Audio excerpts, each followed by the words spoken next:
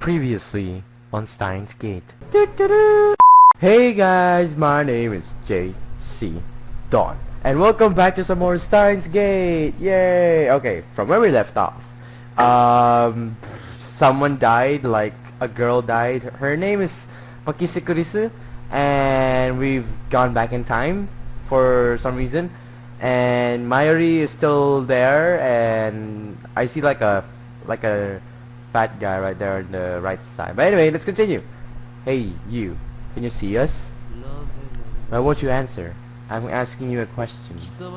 Yes, you on the other side of the monitor. Oh wait, what?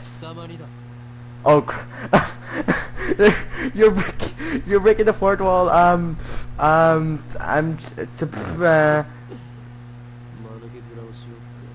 Silence. I'm not silent. Okay? I suppose that from your perspective, it appears that we are the ones inside the monitor. What? What the frick is this fourth wall breaking? It's you who are inside. Your reality is nothing but lies and shadows. Naturally, that includes you too. Ouch! Jeez! You gotten savage, Rintaro. What the frick happened to you? True reality is on this side of the screen. What? Don't believe me? I don't blame you. Few are those who can handle the truth. What the frick is this? Freaking fourth wall break? But no matter. I shall speak in simpler terms. Easy enough for even you to understand. This is the Future Gadget Laboratory, located in the Akihabara district of Tokyo. We call it simply the lab.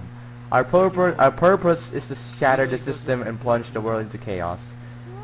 Really? Really? You shouldn't do bad things, Akarin. Quiet. I'm a mad scientist. Remember? From the station, head down Chiodori until you reach Suerocho station, then take left on the Kuramai Bashidori in the alley before the traffic light. You'll find the rundown Oiyama building. The lab is on the second floor.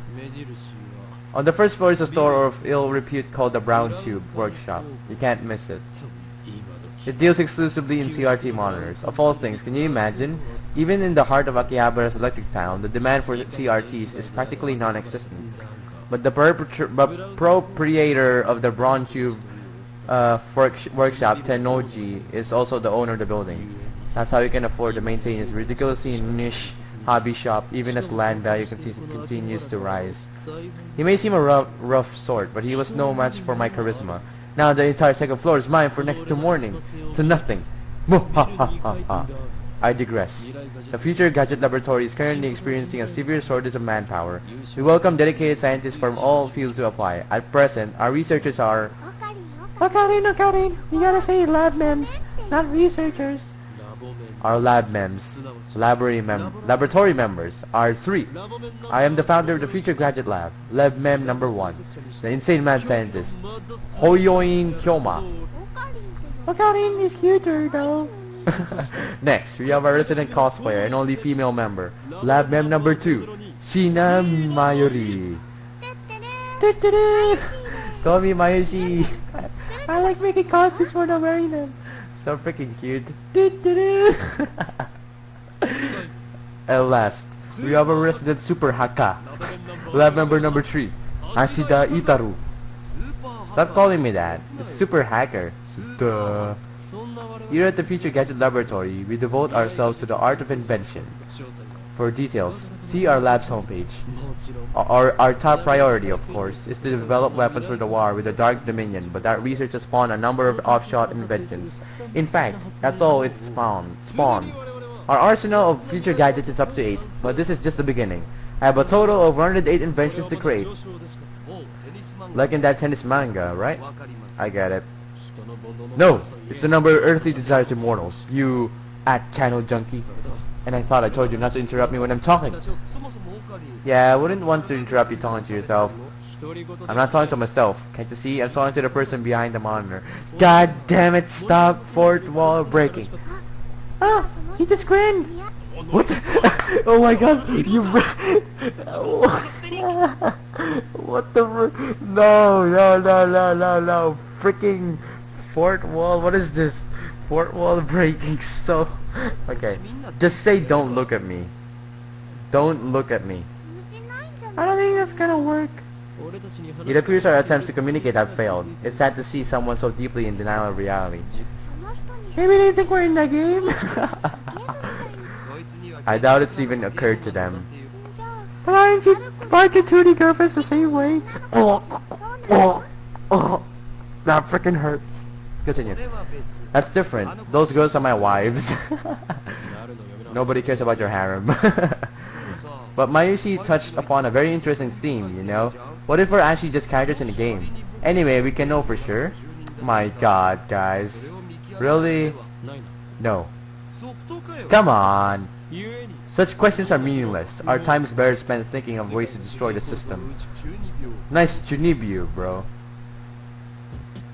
I step back from the monitor. What the frick? It's a freaking alpaca. Displayed on the screen is just the ugly cute character Alpaca Man. This is a game called Alpaca Man 2, where you speak to Alpaca Man via microphone and watch him react. The game exploded in popularity when it was released 10 years ago, but personally I find only the ugly part of ugly cute to be true. I bought it yesterday, 500 yen used, headset included. Oh, the frick. I turned to Daru with a menacing glare. Shut it, Haka. I'm no Chinubio patient. I sweep my hair back and flash a devilish grin. I am Hoyoin Kyoma. That's your character's name, right? Oh, Daru. Your communication skills are beyond repair. I'll have you know I go to a ton of online meets and I'm always the life of the party. This fat, bespectacled guy is my brother-in-arms and right-hand man, Hashida Itaru, nicknamed Daru.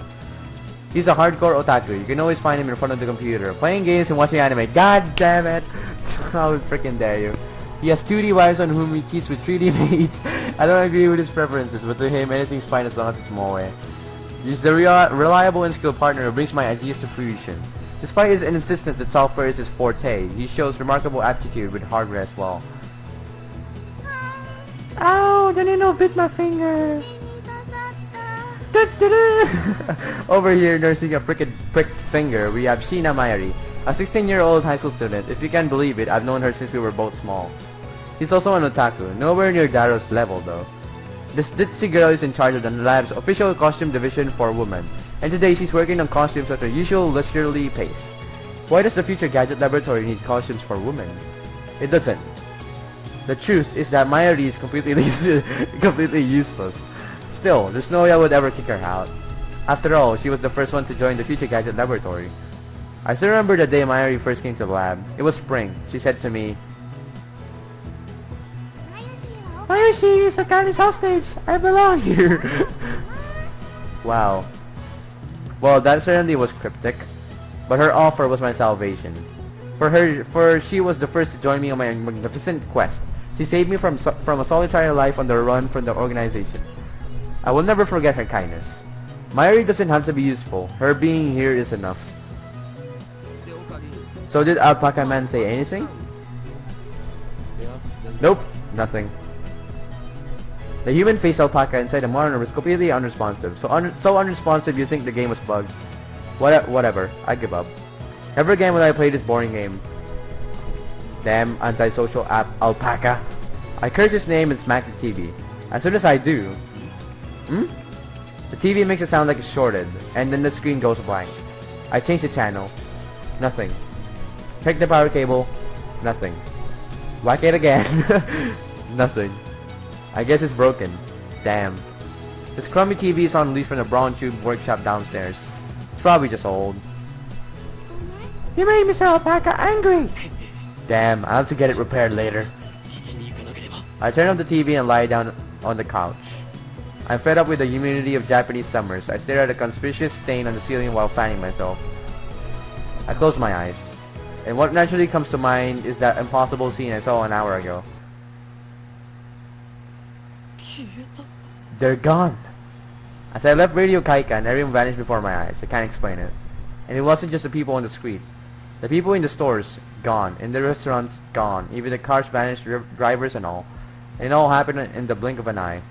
Suddenly, an empty city spread before me. I could still hear the music from the stores, but those catchy melodies were the only sounds of life remaining. Heat was rising from the asphalt in waves, but I felt only a cold chill down my spine. I just stood there, breathless, until... What's wrong? Mayuri's voice brought me back to reality. Mayuri hadn't disappeared. She was right there, looking at me with questioning eyes. Everyone disappeared just now, right? Huh? You saw it too, right? Just now, before our very eyes. Panic took hold as the enormity of what just happened struck me.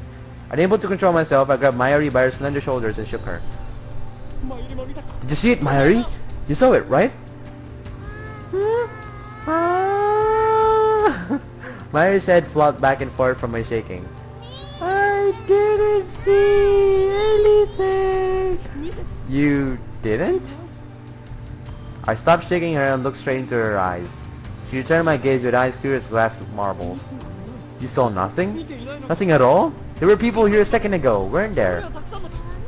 There were. Even the store employees are gone. That's impossible by any measure. Of course they are. Her reply didn't make any sense. It was like this when we got here. Oh, I know, you're seeing things, aren't you? I'm sure it's because of the heat. So freaking cute.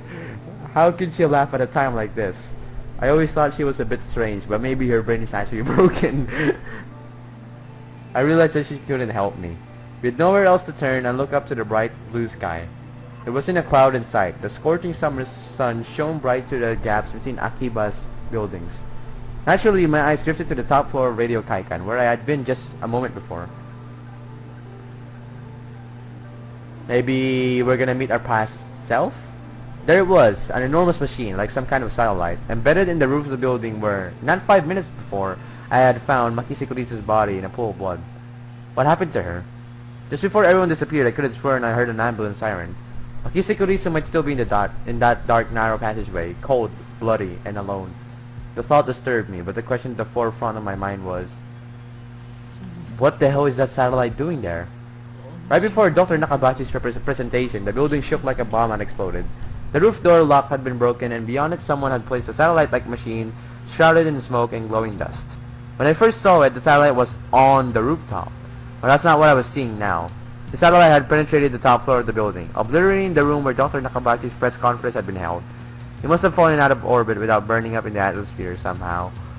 I knew it was crazy, but what other explanation could there be? And the real question was, when did that happen? Mayuri, about that satellite. Yep, what a surprise, huh? What do you mean? What was the surprise? We made a huge kaplow sound! A huge kaplow. It certainly did make a sound, but I don't think it was kaplow! I'd say it's more like zoom. Did that satellite fall out of the sky? Do you think any aliens were on board? ... had I lost my mind? What I had seen didn't match at all with what Mayuri was saying. Suddenly nothing seemed real. How about, had I dreamt at all? Hey, you two! Just then, a uniformed policeman ran up to us, his expression stern. What do you think you're doing here? This area is off limits. You have to leave. We're sorry! First, my good man, let's go, you Officer A. I have one question. Officer A. Thousands of people just vanished. You saw it too, didn't you? What are you talking about? Get out of here. I was quickly losing confidence in my own memories. I tried to tell him about Makise and get him to call an ambulance, but before I could... Look, I don't have time for your nonsense. The policeman took me by the upper arm and said, no one got stabbed at Radio Kaikan. What? How could he say that with such certainty? While I was still trying to comprehend the situation, the policeman forcefully led us away. Ooh, interesting. We were escorted up to the UPX and released. What the frick is... Why is there like some keywords happening there? Hold on, I need to save. Alright. There were people at UPX, like usual. Actually, there were far more people than usual. The place was packed. Just as Officer A had said, Chodori had been blockaded by police, so nobody could enter. There was nothing we could do, so we headed back to the lab. Then what was Mayuri doing? And that brings us to the present. I'm baffled. The whole hour since the beginning of Nakabachi's presentation really happened. I check online for any news. The net is buzzing about the mysterious machine that crashed into Radio Kaikan. All the major stations in Tokyo, even Toho TV, are running special bulletins about it. Fortunately, it doesn't look like anyone was hurt, but Chuodori is still closed off. Akihabara station is jammed with reporters and curious onlookers. Nobody has mentioned anything about the disappearance of thousands of people from Akiba's streets, nor about Makisakuri's murder. It's all a mystery. A mystery? I see. So that's it! From the sofa, I spring to my feet, a wide grin on my face. Daru and Mayuri turn and stare. This is all an elaborate cover-up by the organization. Their influence has corrupted local law enforcement, which means our entire government may already be under control. My God! But they underestimated me, for I am not so easily played. One day, I will expose their deeds and put an end to their reign. Having come to a satisfactory conclusion, I take a celebratory bottle of Dr. P, my favorite soda, from the fridge. The lab has no air conditioning. Ice-cold drinks are essential. Elixir Intellectualis, a drink fit for a genius. Call us better. Okarin really loves his Dr. P. I pity the man who knows not the greatest of this beverage. Moo ha ha ha. Oh, what the frick? Step through the current dividing center, you'll enter the heart of the Future Gadget Laboratory, the development room. Just as the name applies, this is the room where we develop future gadgets, needless to say, strictly off-limits to outsiders. Yes, I know the setup is cheap, and I would much rather have an airlock than a curtain, but our research budget is already scraping the bottom of the barrel. Besides, what's important isn't money, it's ambition. I poke Daru in bed and follow me in the development room. All of the windows here are weather stripped with packing tape, so it's dim and hot, almost like a sauna. I've been wanting to buy an air conditioner for the lab, but there's no money for that. We're currently accepting donations. Upon entering the development room, I pick up the lab coat that's lazily draped on the chair and put it on. I always wear a wet lab coat in the development room, for practical reasons as well as symbolic ones. Daru, however, refuses to wear his. Putting it on, taking it off is apparently too much trouble for him. He can't be bothered to do anything that doesn't interest him. It's men like him who give our generation a bad name. This lab coat purchased from my own pocket money, I might add, just sits on the shelf. It's never been worn and probably never will be. Daru, is the plan progressing smoothly? Huh? What plan? Daru gives me a blank look. A sigh and turns his attention to the table in the middle of the room. Sitting majestically on top of the table is a commercial-grade microwave oven. It's significantly larger than newer home models. The plan, as in the plan, obviously. I'm talking about perfecting gadget number 8. Oh, that. How was I supposed to know what you meant? We've known each other for what, 3 years now? We went to high school together and now we're going to the same university. We share an inseparable bond like prison cellmates. It's only been a lab member for 2 months though. We were in different classes junior year and actually we didn't talk at all. So 2 years? Details. The point is we've known each other a long time. I expect you to come up with me here. N-O-P-E. ... Awkward silence. Man, all I wanted to do was one of those cool cryptic conversations where we talk about plans and preparations and other important sounding stuff, but no one knows what it means except us. Shut down again. So, are we any closer to figuring out what's wrong with the gadget number 8? Not yet. So far, the Future Gadget Laboratory has completed a total of 8 inventions. As I explained to Alpaca Man, the lab's primary goal is to develop weapons for the war against the Dark Dominion, led by the organization that rules the world from the shadows. At present, we haven't completed any inventions of that sort. On the contrary, we haven't even figured out what we should make. But along the way, we have managed to create some ingenious future-ish gadgets as a byproduct of our research. It is a fundamental truth of science that great inventions are often created by accident. In other words, serendipity. Allow me to introduce our glorious future gadgets. Gadget number 1, the Bit Particle Gun. Gadget number 2, the Bamboo Helicam. Gadget number 3, could this be Ora?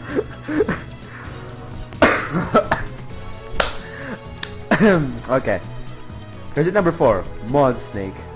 Gadget number 5, once again I made a worthless object by Goemon. Gadget number 6, the Kyalume Saber. Gadget number 7, Ghost in the Ball. Is this a reference to Ghost in the Shell? They can all be seen on the website Daru made, so feast your eyes upon the product of a mad scientist genius. Anyway, our current problem is Future Gadget number 8, the Phone Wave, name subject to change. Phone Wave is a pretty weak name, so I've added name subject to change to the end until we come up with something better. For the record, it was Mayuri's idea, not mine. When a Future Gadget is completed, the 3 of us discuss what to name it. I prefer names based on my mythology, or names with hidden meanings that need extra explanation to understand. Daru thinks my naming style too ridiculous. He doesn't have any passion for words like I do. Mayuri can't be bothered to remember difficult names. She says that they don't fit in her head. And so our opinions on gadget names are always split. But I digress. The phone wave, name subject to change, is in short a remote controlled microwave. You put food into the microwave before you leave. Then on your way back, hold the attached cell phone to start the heating progress. Voila! Hot food ready for your arrival. So it's basically a piece of junk. A few days ago, however, we discovered that the phone wave, name subject to change, has a second unintended capability. Our brave, or possibly just ditzy, Mayuri had made it her daily routine to heat some frozen fried chicken by remote control. Long story short, she was defrosting her beloved juicy chicken number 1, as usual when the unexpected happened. The chicken came out more frozen than when she put it in, microwave refroze the chicken. Since then, Dado and I have been searching for the cause. We tried copying what Mayushi did, but we just can't reproduce a freezing phenomenon. And when we tried to freeze a banana, it turned out really weird. I just don't get it. Daru, now looking completely fed up with the heat, starts fanning himself with his shirt. I know what he means by really weird. Let's see if we can't make it happen again. Mayuri, bring forth the bananas! Are you gonna turn them into gel bananas again? That's been bugging me, Mayushi. Can you stop calling them gel bananas? But gel bananas are gel bananas! I take the bananas from Mayuri and stick the whole bunch into the phone made. Name subject to change. You really have to put that, alright? Why do you have to use the whole bunch? It's a waste of food. Your stinginess could cost us the battle with the organization. That's fine with me. Mayushi always buys the bananas, and now Mayushi can't eat a single one. Next time, we'll only do one banana. But I already put the whole bunch in, so I ignore her hungry complaints. The phone wave, name subject to change, is simple to use. It's a microwave with the phone tapped on. The number is already in my address book. I just need to call the phone wave. Now, where did I put my phone? I take my pants and coat pockets. Now, where did I put my phone? I take my pants and coat pockets. Now, what the frick? Now, where did I put my phone? I take my pants and coat pockets. Move your cursor to the right. Bring up your cell phone and call the phone wave. Name to change. Okay. Press P. Move your cursor to the right. And then press P. Press P. I'm pressing P. Oh, okay, there we go. Ooh, this is interesting. Okay. Connect to network, open address book. Let's go connect to address book. Phone wave, transmit call. I'm connected. Hello, this is the phone wave, name to change. Okay, it's Mayuri. This is the voice of Mayushi Guidance, the system data program to operate the phone wave. Oh, really? Okay. Do you hear Mayushi's voice? Be quiet, I'm trying to listen. You can operate the timer from this menu. After pushing the number button, please enter the heating time in seconds. For example, press number 60 for 1 minute. For 2 minutes, press 120. Entering the command properly would cause the phone wave name subject to change to function like a normal microwave. Instead, we're going to deliberately mess up and enter 120. No. Okay. How about we do 1 minute? Okay. Let's do it. Let's do it. Crap, messed up. Let's start over. Okay, I need to ignore the guidance. That should do it. This method was originally a simple mistake on Mayuri's part, but it somehow starts a freezing process. The phone wave, blah blah blah blah, comes to life. The turntable begins to rotate. That's turntable, right? It's even spinning backwards. Backwards? I never noticed that. Now, it might have serious implications. If you look at quantum critical behavior driven by Hund's rule. Yeah, no. Not Hund's rule. No. Okay. The three of us wait and stare at the spinning bananas. After 120 seconds pass, the microwave chimes.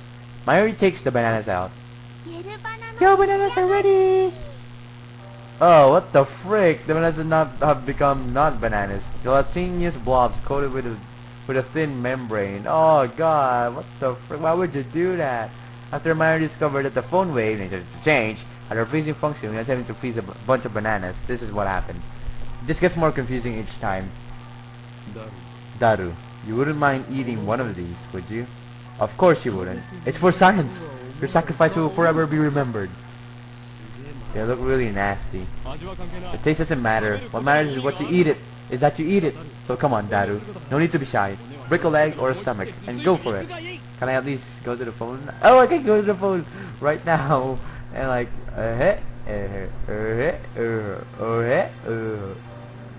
come here, whoop, whoop. Okay. No way. Fine. Mayuri, the honor shall be yours. But then the bananas are all gloopy, droopy, soft, and squishy. Okay, I'm gonna go ahead and save.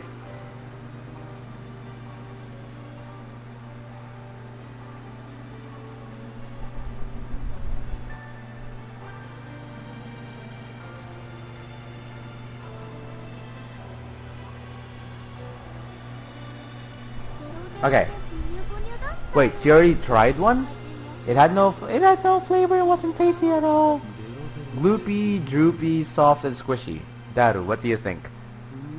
Soft and squishy bananas, huh? Soft and squishy banana.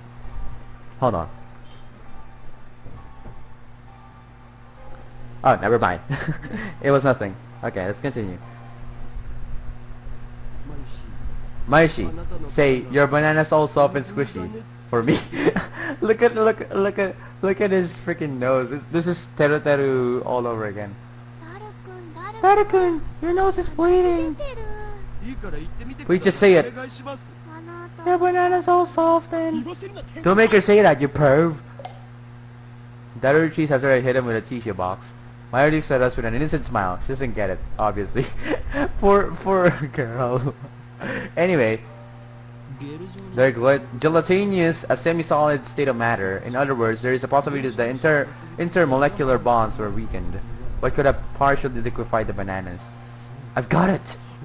I turn to the whiteboard and write freezing in the middle. Then I cross it out and slap the board with my hand. What we thought was a freezing point is actually something else. Freaking beautiful. I do that all the time too. A bold statement, if I do say so myself. So why isn't anyone surprised? Now's the time to shout. What you say? Come on, don't be shy. The reactions are pathetically weak. Mayuri probably didn't even understand half of what I said. We already knew that. Oh. The problem is we don't know what it is doing or why it's doing it. If it's the opposite of freezing, they couldn't be following them. What a silly question, Mayuri. What you're describing is just a normal microwave. Then what is it? We don't know, and that's the problem. ... He's right. To be honest, I haven't a clue. Mwah. Best freaking okay. In any case, there's nothing we can do about it now. It's time for Daru and I to head to Daibiru. There's going to be a seminar at TUF, and we have to be there. It's part of our studies at Tokyo Denki University. Summer credits, basically we have to attend the seminar. Oh, I have a freaking mail, Mayuri. You know, I'm really sad about dropping my UPA. It's worse than last year when I missed buying fatty Jeno. What's the UPA? Reply. I feel your pain. That thing was worth a fortune. Our precious research funds. Ors. Sending mail. Mail sent. You know, I'm really sad about dropping blah blah blah blah blah blah. It's worse than last year when I missed buying... Okay. Can I... Okay, thank you. No... Click the nerd word. Change all set... no. Change all settings. Change wallpaper. Oh, I can change wallpaper! Ooh, I like this. Wallpaper has been changed. What the frick, it did not change. Set call ringtone. Set mail ringtone. Set call village. Listen. Meh. Easygoingness. Gate of Steiner.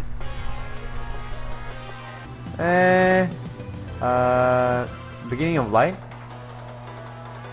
Oh, I mean fight. Okay. I'm gonna set this one. And then set mail ringtone to Gate of Steiner. Okay. Let's continue. Oh, that looks amazing. Mwah. Freaking beautiful. Okay. Come to think of it, what's today's summer seminar about again? I looked it up before the summer holiday began. I should have written it down.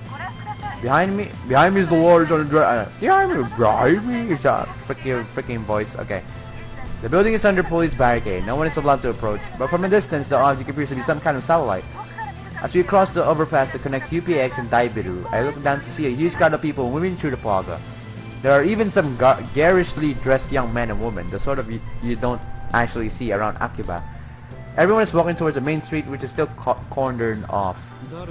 Daru, aren't you going to check out Radio Kaikan? No point, can't get close. I've been following the news online though. There's already 100 threads about it on A channel. It's huge, man. Oh, so that's why he was staring at his phone earlier. You enter Daibiru and take the elevator to the 5th floor at the assembly hall. Man, feel that AC. I'm alive. Unlike that lab, Daibiru has air conditioning. Yet another reason for our diligent participation in the seminar. About the phone wave, name subject to change, I might have found our answer. You know, that name subject to change thing's really annoying. I won't give in that easily. Even if no other lab members use name subject to change, I will carry on until the day we decide its true name. Now's not the time. So what's your latest ridiculous theory? What do you mean ridiculous? My genius brain considers every possibility, even though a lesser mind would say break the laws of nature. Don't you dare call that ridiculous. So basically you're just pulling stuff out of your ass, so you can't call that science. Daru, I have a hunch that the phone made nation to change. Maybe the key to opening Steins gate. How's that? Steins what? You lost me back at ridiculous, man. Our time signals our arrival on the 5th floor. The elevator doors open slowly. You're not gonna just play with my phone actually. Like I'm just gonna go ahead and play my phone. Let's call Mayuri. Can I call Mayuri? No, I can't call Mayuri. I wanna call Mayuri. Well, Crypto Network. What the frick is that? Oh, what the frick? What happened? Why did my mouse just loaded? What the frick? It just it opened into a freaking website. Hold on, turn it off. Turn it off. Okay, let's continue. What the frick? Why? Stop the freaking. Okay. Ah! Wait, how do I do that again with the phone? Okay, never mind. I bump into someone. I quickly grab the person's shoulder to keep them from falling. This is probably the girl. Let's think of a voice. I'm sorry. No. I'm sorry. No. No. I'm sorry. I'm sorry. I'm sorry. I'm sorry. I'm sorry. I'm sorry. I don't freaking know. Yep.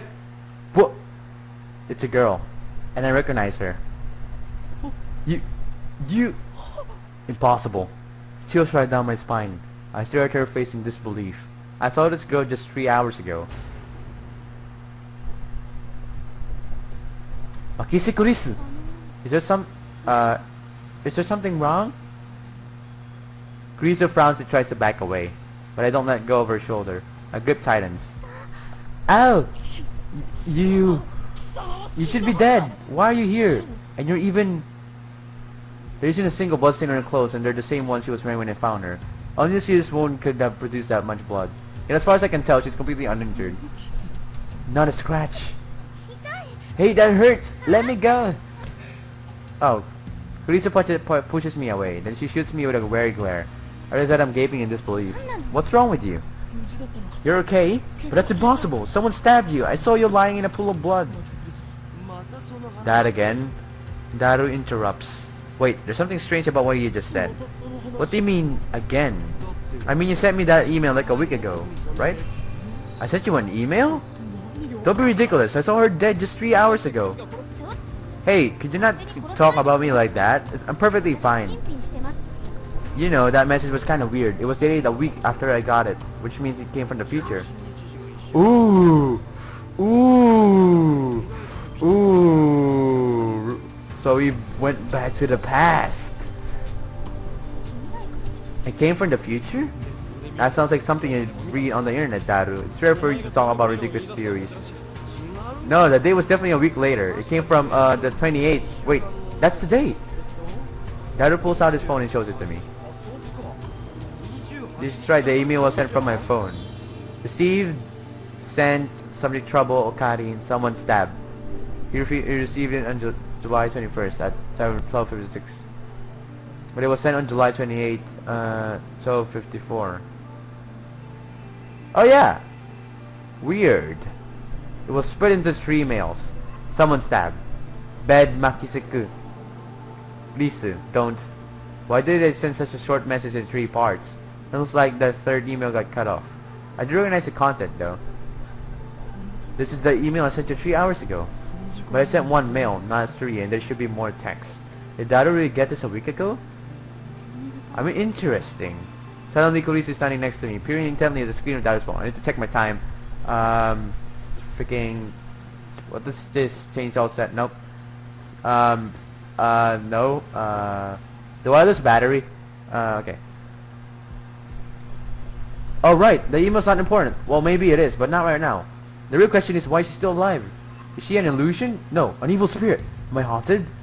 I don't believe in such unscientific drivel. I am a mad scientist. I timidly reach out to Kurisu's face. My fingertips stroke her hair. Feels silky, quite at cuticles. Substance. She has substance.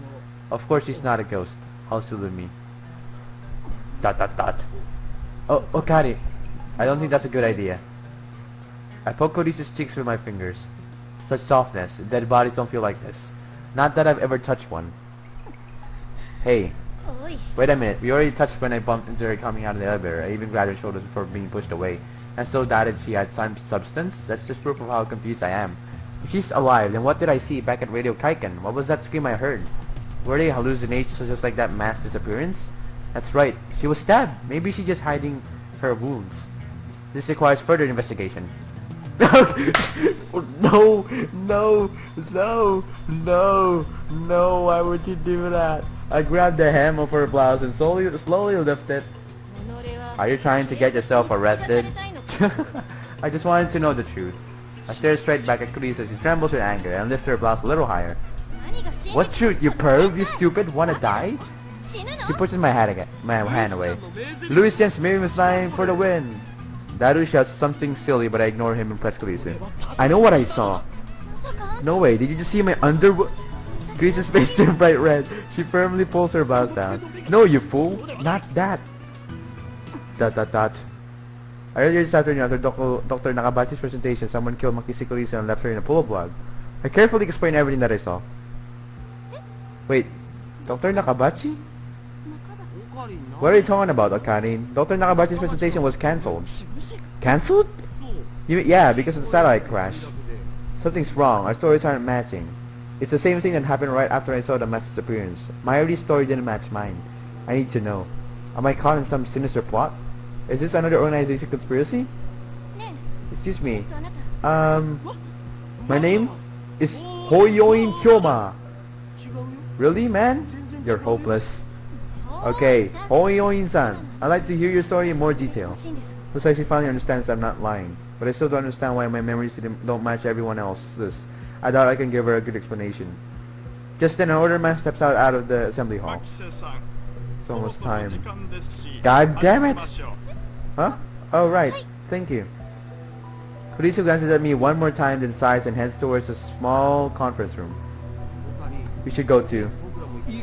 Go where? To hear the lecture. Duh? Ah, that. Daru follows after Kurisu. Did she come to attend the lecture too? Strange. Why would the girl genius Makisi Kurisu need to attend a lecture like this?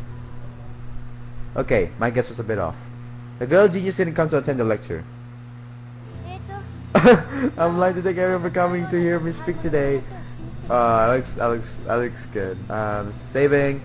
Okay. She's the one giving the lecture. Japan's famous girl genius Makisi Kurisu had her thesis published at the tender age of 17. According to Daru, she turned 18 a few days ago. I first heard about her when Daru pointed her out in a gossip magazine article. That's when he told me that she was going to be a guest at ATF. I'd forgotten all about it. It's my first time giving a lecture like this, so please forgive me if I'm a little nervous. I'm nervous. The audience is pretty mixed. It's mostly students like us, but there are also a couple of professors. And Kurisu just gave me a sharp look. What did I do? When I returned to her stare, she quickly averts her eyes. I don't care if she's a genius or whatever, I still don't like her. She may have this people fooled with her timid girl act, but I'll learn at Radio Kaikan how cunning and aggressive she really is. Even if her murder was some kind of hallucination, my judgment of her character is still correct. For today's lecture, I've been asked to speak on the subject of time travel. It's not really my area of expertise, but I'll try my best. Time travel? Oh ho. Let me start by saying that time travel is an absurd concept. Objection! What the... What? Every member in the audience, such as Kurisi, is startled by my interruption. Perhaps I'm being slightly rude here, but I'm not the one to just sit here and listen to some genius girl's dribble. It's presumptuous for you to claim that time travel is absurd. Okarin, you magnificent fool. Sitting at my side, Daido throws me a small salute. ATF staff are approaching probably to kick me out. Perhaps I got too carried away. Okay, it's fine. I guess I'll be easier to talk in a discussion format. Thanks to your proposal, the event started framed for escorting me out. He sounds a little pissed, but let's not mind that. But before that, please listen to my thoughts on the subject. Scientists have proposed many theoretical models of time travel, but there are 11 in particular that bear mentioning. What are the major theories of time travel? I have heard about the cosmic string theory, at least. The 11 theories. Neutron star theory, black hole theory, light speed theory. Oh, is this actually real theories? I need to freaking learn this. Okay. Tachyon theory, wormhole theory, exotic matter theory, cosmic string theory, quantum gravity theory, caesium laser theory, elementary particle ring and laser theory, Dirac antiparticle theory. ...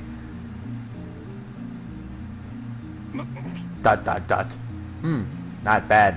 Perhaps Makisikurisi is a worthy rival after all. However, all of these methods are purely theoretical. Some of them even contradict each other. Well, what if someone comes up with 12 model? Right. Well, look at her face. It could be contradicted by the 13 model. Now, couldn't it? Damn, she twisted my question and used it against me. Touche. Genius girl. Touche, I mean. Suddenly I feel eyes on me. Some puffed up professors are giving me hard looks from across the room. Maybe got too carried away. I don't want to risk losing my credits. I should back off for now. By the way, time travel to the future is available to us right now, according to Einstein's special theory of relativity. Thank God they're talking about that. Okay. For example, let's say someone were to go to Haneda Airport and board a plane headed to Okinawa. Upon arrival, that person would be about 100 millionth of a second farther into the future than I am.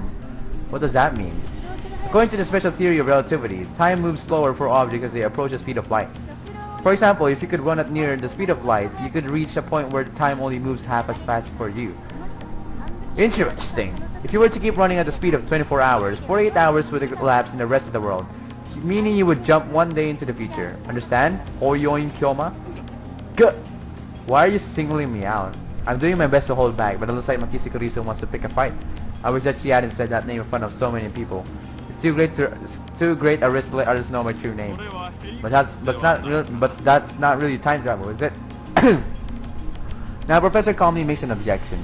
True, Makisi Kurisu's example isn't strictly time travel, per se. But I never expected an older man, a professor at that, to refute an 18-year-old girl. Maybe he's just testing the genius girl's resilience.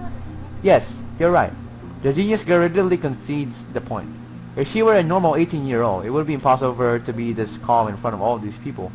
A normal 18-year-old would panic when refuted by such a distinguished-looking professor. And yet, Makisi Kurisu is giving off an aura of gutsiness that says, I can take this guy on. Then what about going to the past? Yeah, we've done that, actually.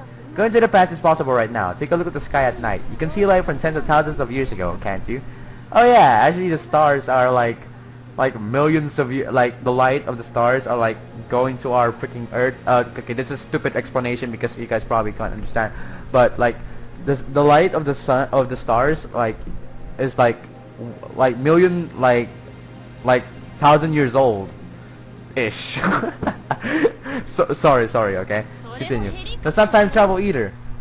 Well, I don't know, actually. I don't know, could be. This time it's a nearby student who objects. Who is that? Is that Kirigiri? Well, I was just getting started. Was it just me, or did Kurisu look like a little nervous just now?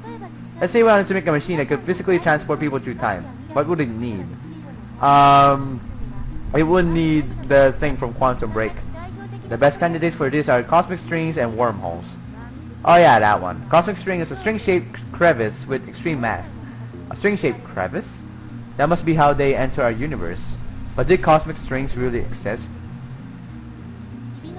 The crevice is about as wide as an elementary particle, and at least as long as the diameter of a sky. Oh my god, this is freaking... I'm learning instead. Okay, at least I'm learning, guys. It has immense mass, so it distorts space-time. If you were to if you were to travel through that distortion, you could make a full circle around that string in less than 360 degrees. In short, you can do something resembling a warp. This is called a space-time angular deficit. When you pass through an area of angular deficit, transit time becomes 0. Now we apply this to a cosmic string moving at a near light speed. According to the special theory of relativity, time will flow slower for the cosmic string in relation to its surroundings. Therefore, passing through the area of angular deficit will cause the transit time to become negative instead of 0. My brain hurts. In other words, you will arrive in the past after transit. My brain hurts again. If you use two cosmic strings, you can do a space deficit jump. If you look back to your original location, you can return to the same time you started revolving. Now my brain hurts so much more. And that, roughly speaking, is time travel by means of cosmic strings. Roughly speaking, okay. By the way, just so nobody misunderstands, cosmic strings are not the same as superstrings.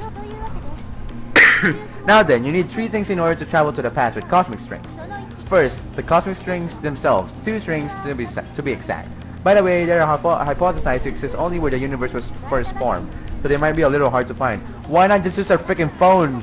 Like, just simply answer the question by using the freaking phone, because, my god, dude. Okay. Second, you will need the energy required to make them move them at near light speed. How much energy do you think you'd need to accelerate something as long as the Milky Way to near the speed of light? I'm pretty sure it's a little more than 1.21 gigawatts. That's the first time I ever heard that. This earns a few chuckles from the audience. Gigawatts. Wait, is it a pun? I don't get it. Third, you need a spaceship capable of reaching this cosmic strings and returning, with a time traveler alive, of course. What do you think, Oyoin-san? Care to take on the challenge of cosmic string time travel? That's even impossible. And why the hell is she addressing me? I wasn't even the one who jeered this time. Looks like Hoyoin-san doesn't want to take the challenge. In that case, let's consider wormholes. They may be a little more realistic than cosmic strings. By the way, Hoyoin-san, do you know what wormholes are? No, don't ask me, I'm trying to hold back here. Since I've been challenged though, I can't leave the question unanswered.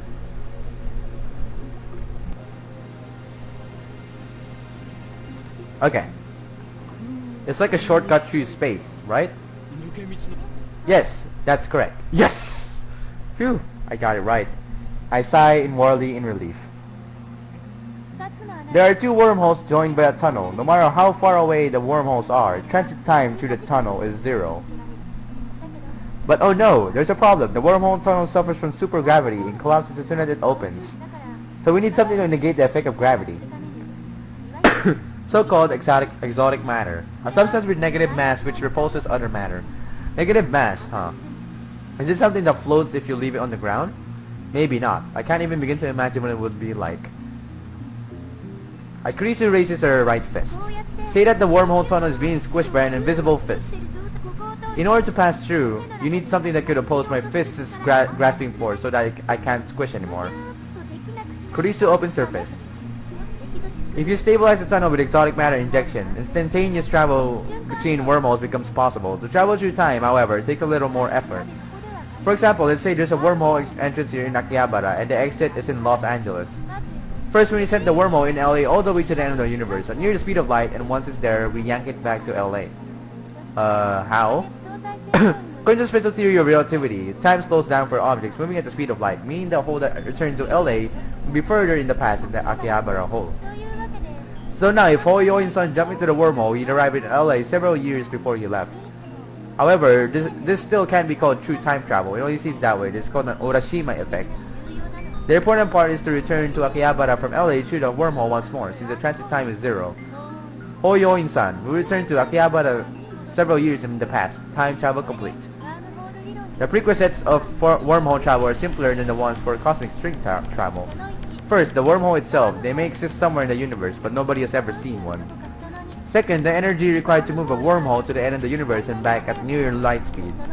Third, exotic matter, which, by the way, has not been confirmed to exist. Like dark matter. So implementation of either one would require a ridiculous amount of effort. Now, do you see what I meant when I said that time travel is an absurd concept? Time travel theories are all just thoughts experiments. Not one of them can create a viable time machine. That is my answer. Isn't there anything simpler? Like something you can pull out of a drawer and just use or something? I'm afraid not. A firm declaration. This is the limit of modern physics. I can't say how it might change in 10 years though. Besides, even if someone did overcome the logistical requirements, there may be other factors that prevent time travel from working. And that's because fundamental problems concerning the principle of causality have not yet been solved. You mean time paradoxes and conservation of mass? The mass of the entire universe is constant.